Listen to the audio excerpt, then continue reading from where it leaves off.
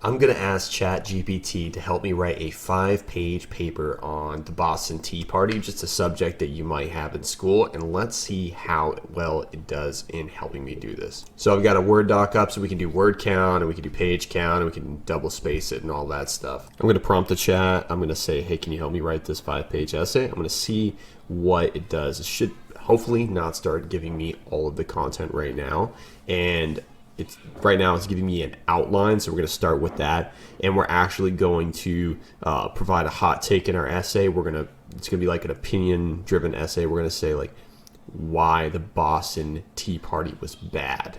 So that's the way we're going to write this. I set everything up to be 12 size font, Times New Roman, double spaced, and Word. So I gave it my prompt with the idea about the opinion and which angle we're kind of going to go with it. And so it's already outputting why it was bad. So it said, so the event was illegal and resulted in destruction of property. And then there were further strained relations between the colonies in Great Britain. So this is definitely a great case for why it was really bad. So I'm going to open OpenAI Playground, and then I'm going to feed it the prompt